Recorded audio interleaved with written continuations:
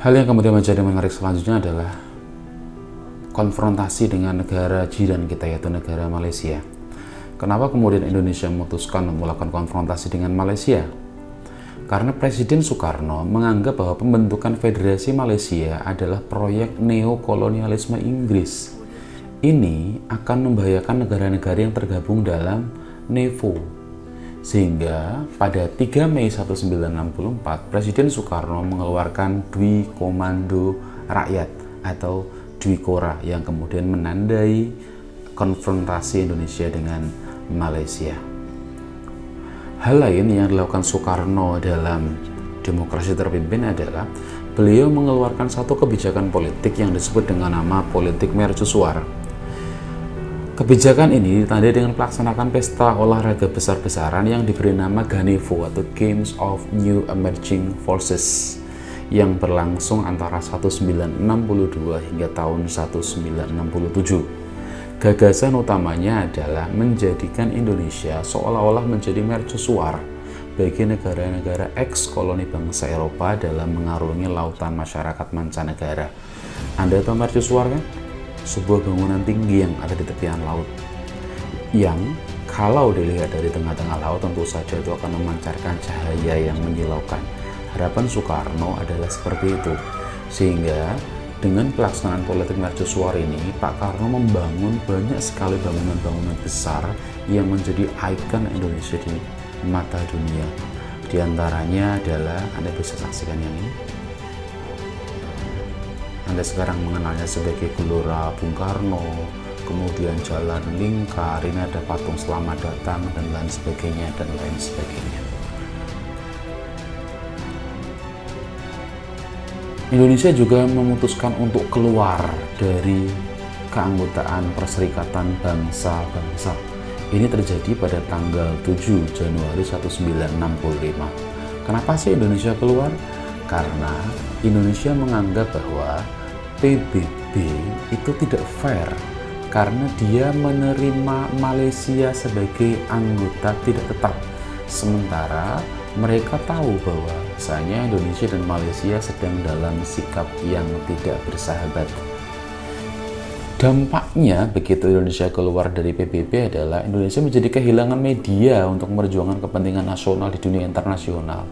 Jadi sejatinya Indonesia itu pengen protes, tapi faktanya ini jadi senjata makan tuan karena ternyata kita menjadi kehilangan media untuk perjuangan di dunia internasional. Melihat hal ini, Soekarno dalam hal ini adalah negara Indonesia akhirnya mengajukan untuk melanjutkan kerjasama penuh dengan Perserikatan Bangsa-Bangsa pada 19 September 1966. Indonesia pun kemudian masuk kembali menjadi anggota tidak tetap Perserikatan Bangsa-Bangsa. Nah, saya membuat 5 catatan penting dalam perjalanan politik selama demokrasi terpimpin. Anda bisa cermati di sini. Yang pertama, kekuatan politik pada masa demokrasi terpimpin itu berpusat pada 3 kekuatan utama, yaitu Soekarno, TNI, dalam hal ini adalah Angkatan Darat, dan PKI. 3 kekuatan besar Indonesia. Yang kedua, selama demokrasi terpimpin, terjadi inflasi yang tinggi. Kenapa bisa terjadi inflasi? Karena Indonesia mengeluarkan uang yang luar biasa besar untuk mendanai proyek-proyek mercusuar. Yang ketiga, dalam perjalanan politik demokrasi terpimpin, terjadi peristiwa pembebasan Irian Barat. Yang keempat, terjadi pembentukan poros Jakarta, Phnom Penh, Hanoi, dan Peking serta Pyongyang yang merupakan poros dari negara-negara anti-imperialisme dan kolonialisme. Ini juga yang kemudian dianggap sebagian besar orang bahwa Pak Karno itu condong kepada negara-negara komunis. Kelima, terakhir terjadi peristiwa besar, peristiwa yang mengguncang Indonesia pada tahun 1965, yaitu peristiwa Gerakan 30 September atau G30S.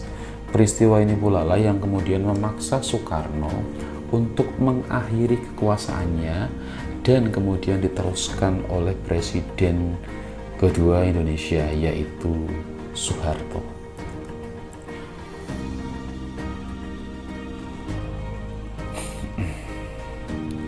kita lanjutkan, kita lewati saja. Anda nanti lebih lanjut tentang kondisi ekonomi pada masa demokrasi terpimpin bisa dibuka pada buku paket yang Anda punya. Saya ke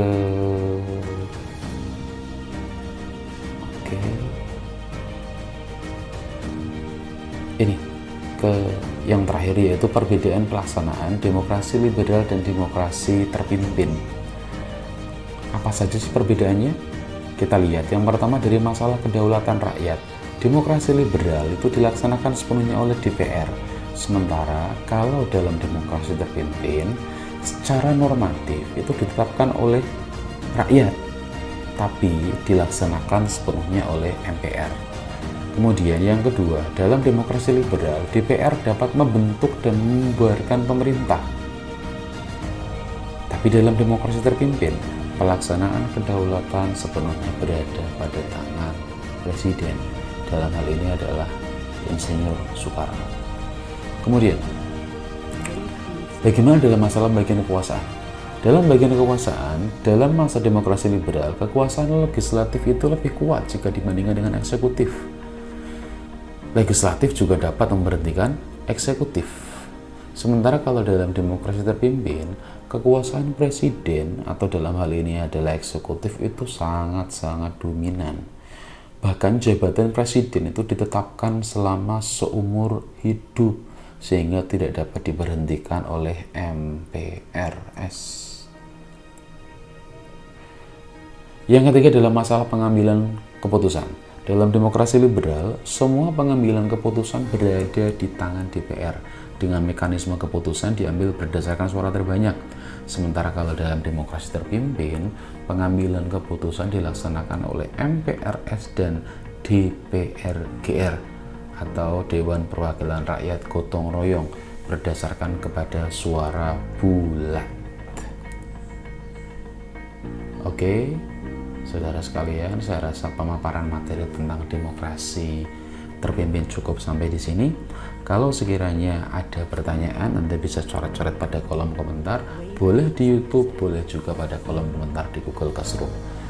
Terima kasih, selamat beraktivitas. Assalamualaikum warahmatullahi wabarakatuh.